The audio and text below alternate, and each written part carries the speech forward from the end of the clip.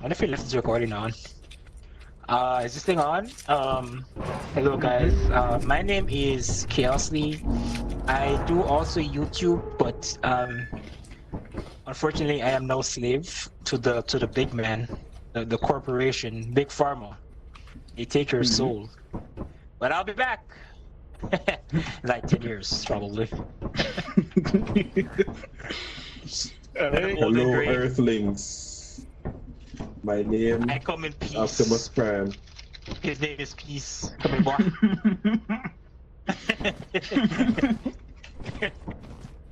These three idiots are my friends, and we come back to this game once every year ever since this game came out. Like, there hasn't been a year that's passed, I don't think, that we haven't played this game maybe once or twice during that time period, which goes to show just how enjoyable this game can be. It just allows for me and my friends to mess around and just do a lot of things. There are scary moments, fun moments, moments like these. Clear alert, you have landed next. That's water, right? That's water, right? And this.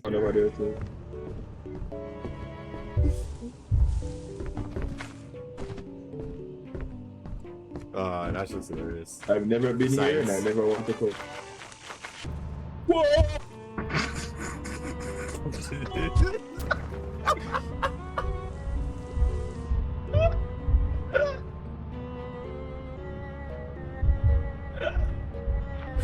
Chad, I know you can hear me. This is hilarious watching them. Let's just see if Jay makes it. There goes Shane! He's gone! Bro, I go across the bridge. Bro, I go across the bridge and I see a fucking giant dog. And this. Hey! Any birds in the trees? This is yours, by the way, Chad. It was yours. Never mind. It was We yours. go out together, nigga. We go.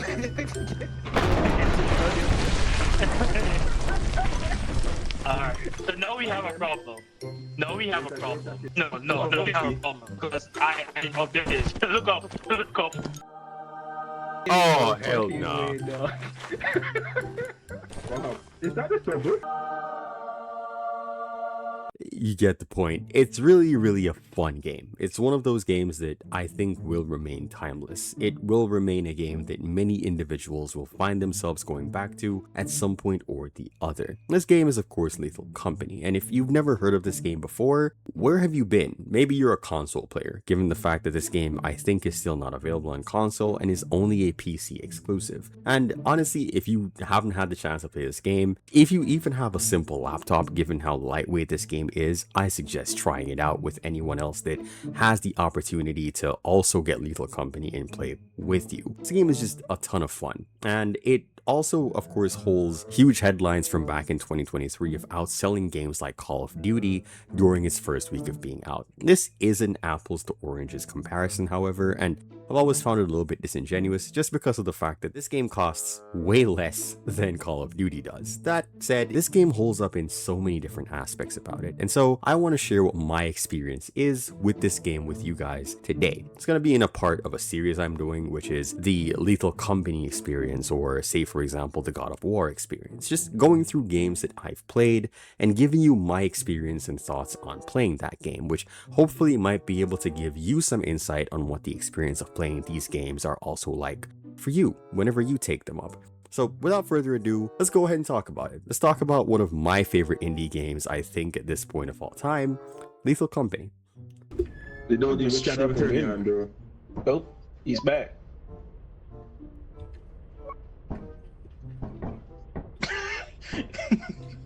What am I looking at, dog? What? The fuck? Really? What? Really? The experience of this game, in my opinion, can be split up into two parts. There's the fun, really joyful aspect of hanging out with your friends and hearing your friend coming down the hallway saying something really weird that you have zero context for, or hearing two of your other friends talking some way way down the hall where you can barely hear what they're saying, but they're probably laughing up a storm while also just taunting at some monster that's in the building and squeezing an air horn extremely funnily just running around. It's a huge atmosphere of actually hanging out with your friends, maybe IRL, doing some just weird thing on a Friday evening, building, that's kind of what Lethal Company feels like. It's funny, it feels vibrant, it feels just like a fun get-together experience. But what happens when everyone dies? What happens when you're the only person left in the company building, or when you're the only person left at whatever facility it might be that you're at given that point in time? The game becomes lonely, a little bit eerie, reminding you that this game is kind of a horror game. Well, not even kind of. A lot of people tend to forget that this game does fall into the horror category. There are monsters lurking every hall that you walk down on whatever facility you might be exploring given that time, all for you to try to get some scrap of loot that's needed by a company that really doesn't care about you at all. You're just there to meet a quota, and your life is what's on the line to go get that scrap. And you have a mission to complete regardless of whether or not that joyful time you were having with your friends is there or not anymore. And trust me, the joy is really gone the minute your friends are gone. The hallways echo your voice. There are monsters that are all about the place, some of which you can't hear, and some that you can hear clearly coming from a mile away, like the Thumper or the Coilhead, which to me is one of the most terrifying things that I've seen in this game to date. And even if you step out of the buildings, you're not safe outside either. Getting back to the ship is also a problem, given all the things you can run into outside. Eyeless dogs that can hear your sounds, forest tree giants that can't actually hear you but can see you from miles away. It's very hard to break line of contact with them, as they can sometimes know exactly where you are even if you're hiding for a few seconds, meaning you've got to stay away from them for a while. All kinds of other creative monsters have been added into the game since day one that I think Zekers has done a wonderful job with ensuring that they make this game really terrifying the minute you're on your own. Genuinely, my anxiety goes through the roof the minute everyone else in this game perishes. And your friends could still screw with you from the dead by activating the ship early to take off without you, and so you all just die anyway. But if you really want to go ahead and meet the quota, you have to go on without them. And these are just two separate feelings. Trust me, your friends are there with you and none of this feels scary at all, but the minute they're gone, everything just turns to something completely different. This game's two sides to me are what make this game so interesting. I do of course want to give a huge amount of respect to Zekers, not just for the monsters that I mentioned earlier, but for the maps in this game. Even now as I'm speaking, this game is technically still in early access, even 3 years later. And recently I actually saw a post from Alter Ego talking about some of the new things coming to the game based on keeping up with stuff that Zekers has been talking about on Patreon. And all of it looks really interesting. There are new places that are still getting map designs to this day that are changing to have their own identity. I like all the loot that's inside of the buildings. They're really nice to see the various differences that also tell a story, which I want to get into in just a bit as well, because Lethal Company does have a story, and eventually I think we're getting closer and closer to the end that Zekers has kind of hinted towards recently as well. All in all, this game is a combination of a lot of really brilliant ideas from Zekers' side, and it's actually pretty simple in terms of the overall explanation of it. The explanation of Lethal Company's goal is really simple. There's a huge monster inside of the company building. You are tasked with going out and finding random pieces of scrap to sell to the company and feed to the monster inside the building known as Jeb. And the Jeb name is actually just a name given to the company monster from one of the previous crew members that I'll get into in just a moment, but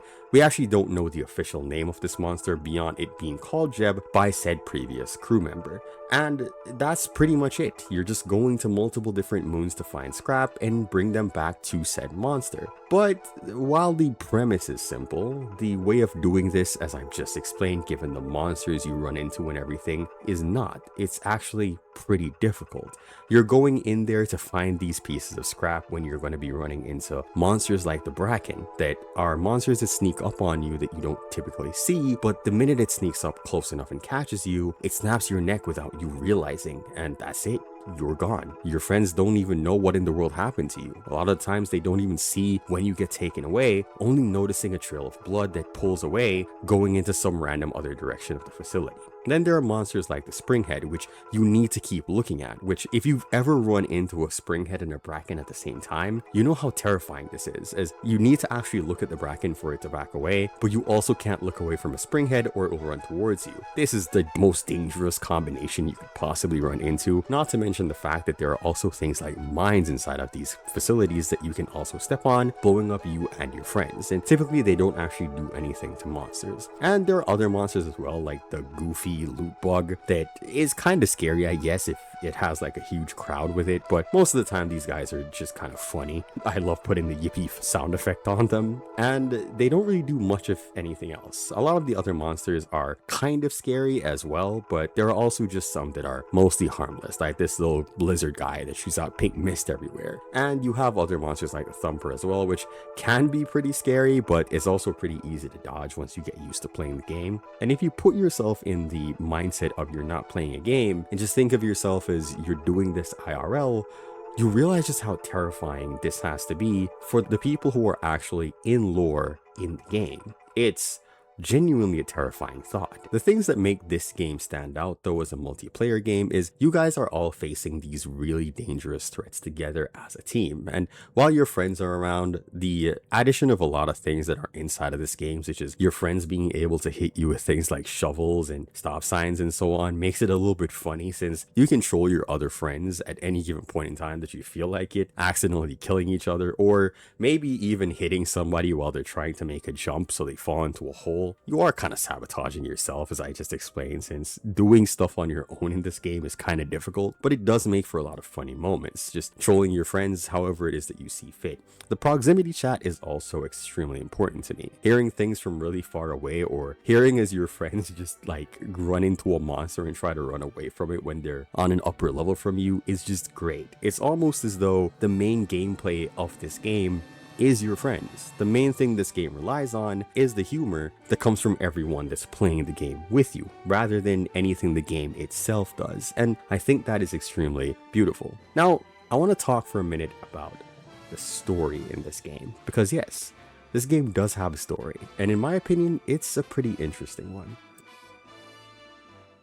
Now, this version of events is going to be the Cliff Notes version of the story, given I don't believe I can do this story justice by saying too much about what actually happens in the story in this short segment for the ending of the video. So if you want to see more in regards to the Lethal Company story, I'll be leaving a link below to Iverberon, a channel that does a fantastic job of recapping everything that happens during the events of Lethal Company in a better fashion. I really suggest checking those videos out. They tend to be really thorough, and it gives a really good picture of what happens in the story. But for the Cliff Notes version, here's what's up. The story starts as far back in 1968 with a crew member called Sigurd working with a completely different crew that came way before our time that might have actually lived for a very long period of time, given the time frames of stuff that Sigurd is talk about and the time frames in which those things take place. It's a very long time span, spanning 200 plus years, which might mean Sigurd might be immortal or something, but not going into that in this video.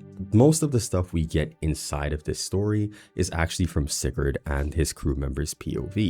And Sigurd talks a lot about the different things that they encounter, whether it's monsters, visiting new planets, or giving us histories of the moons, and of course wars and other things that might have happened during that time frame. Even as far back then though, their mission was not different. It was still about collecting scrap to feed to the monster for the sake of the company. Who is this company?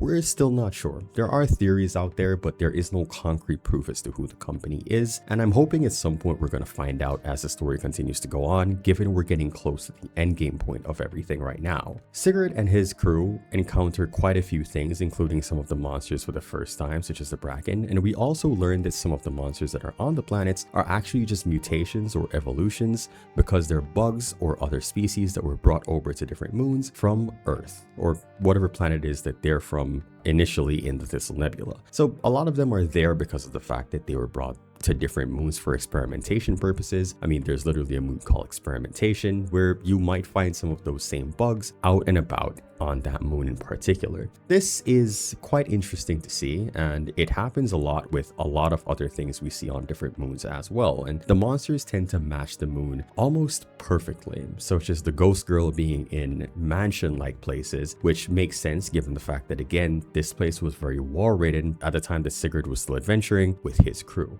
So we know quite a bit about the moons, their history, and stuff that Sigurd has seen just overall in terms of his journey while traveling there. But we also learn a little bit about the company and what lies in the company building. Now, again, we don't know who the company actually is. We don't know their name, and we don't really know what their purpose is, but we do have an idea towards it. See, it's hinted that the monster that's inside the company building is being fed to save the rest of humanity. And this could be wrong. This part is a theory, but it's a theory based on everything we've been told so far. One day, while Sigurd was at the company building dropping off scrap, he was able to hear a voice from inside the building, which spoke to him, telling Sigurd that the Golden Planet was real. The Golden Planet is a planet that was theorized to have existed, and apparently it just disappeared one day. And the man inside of the wall told Sigurd that the monster inside the building had eaten the Golden Planet and all of the people inside it. Whether this is true or not is up for debate, given the fact that Sigurd seemed to have shown signs of slipping mentally as the story continued to go on, and a lot of that comes from the pressures of working for the company and all the crazy stuff they had seen up to this point. There's so much other things that we actually get to hear about the company in terms of the way that they treat everyone, treating replacements like it's absolutely normal and not a problem. When one crew member dies, they just say that they'll inform the family and send someone else in new. And it really does seem like the company also has a lot of effect on things like turrets and bombs, being able to disable them and open doors on a lot of facilities as if they've had access to them. Now, they obviously could just be hacking into them, but it seems more likely that they just have access to these things, meaning they might have been involved in every war that was actually happening during the entire time that Sigurd and everyone was there, and there was a war happening in the Thistle Nebula. So it's interesting to see, and genuinely, again, I just don't think I can go into everything in the short segment I have here at the end of the video. So in the link below, I probably put in the pinned comment or maybe in the description, you can find a video from Everberon that goes over everything in full detail, that goes into the Lethal Company story in full. Trust me, it's a great watch and I think you'll enjoy it. And with that said, I think that's where I'm going to go ahead and end it. I don't think there's a way for me to streamline it any better than to say that Lethal Company's story is a bunch of mysteries at the moment. We're fed information that we don't really get any concrete evidence of that leads to anything in particular. It could be multiple things for that ending, but at the moment, the current crew is trying to drill a hole into the building, which is exactly what Sigurd and his crew were trying to do long ago before something inevitably bad happened to them. So hopefully we get to see that ending soon. And with that, that's it for me in the Lethal Company video. My final thoughts on this game is just one of the most fun things I have played. If you've played games like Repo or other games like Mecha Chameleon, you know how fun it is to hang out with friends, but I think the thing that separates this game is the eeriness that comes with the lack of friendship being around. The other games can't really be played without friends, or I guess Repo can, but Repo doesn't feel as scary given mostly its aesthetic. I think Lethal Company is a lot more scary when nobody's around, which I've said multiple times in this video, I know. But it's the thing that makes me buy into this game so much. It feels like two different games when with friends and when you don't have them around. That's everything from me with Lethal Company. Thank you guys for tuning in. I'll be back with a video that I'm a little bit worried to make for next week, given the fan bases that follow that kind of game. But yeah, I'll see you guys there. And until then, have a great day. Peace out.